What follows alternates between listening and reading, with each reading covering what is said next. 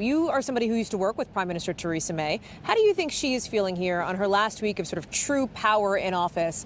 And it's a week where she gets to meet President Trump. It's a big moment for the United Kingdom to have the president here. They will want to talk about trade, they want to talk about Iran, they want to talk about potentially about Venezuela as well. This is the moment where the UK gets to press its interests to a president that has struggled to listen in the past, but needs to start listening to the UK.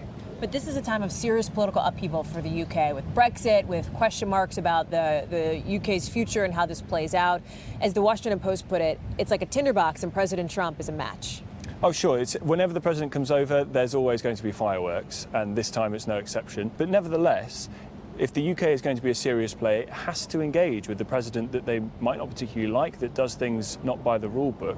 But if you're not going to engage, you haven't got a chance to influence. Trade is going to be a big issue. How does that play in, considering the Brexit deadline coming up in October?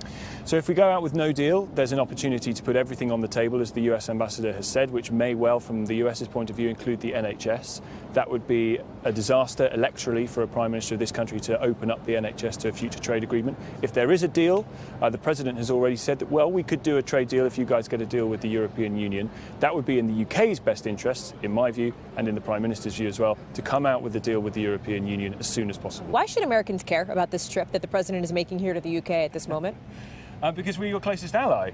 This is the 75th anniversary of D-Day. It was a massive moment for our two nations, for the history of the world. We've got to bind together in the face of some massive global changes, the rise of China being one of those. If we can work together, then these issues can be dealt with and solved, rather than the president pulling away from allies like us. But Huawei is an issue where these two don't see eye to eye. Correct, but there are also issues where we don't see eye to eye, Huawei being one of them, and it's a chance to engage the president on why we don't agree. If the president's going to rip up our security relationship on the basis of Huawei, we're going to have to think very carefully about it. Personally, I don't see that happening. Broadly, this trip for the president is about alliances and the importance of global alliances, whether it's with the UK, whether it's with those nations whose soldiers fought and died with Americans on the shores of Normandy. Yet this is a president who, as we've talked about, thumbs his nose occasionally, frequently, you could say, at those alliances. What do you think Theresa May hopes the president comes away from this trip thinking or feeling? I think he has to have a sense of history. He has to realise that this is bigger than him, that this is about the office he holds and the two countries for the next 20, 30, 40, 50 years working together.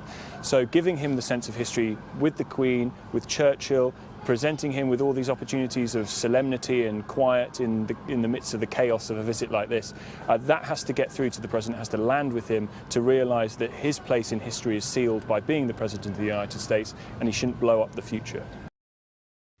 Hey, NBC News viewers, thanks for checking out our YouTube channel. Subscribe by clicking on that button down here, and click on any of the videos over here to watch the latest interviews, show highlights, and digital exclusives. Thanks for watching.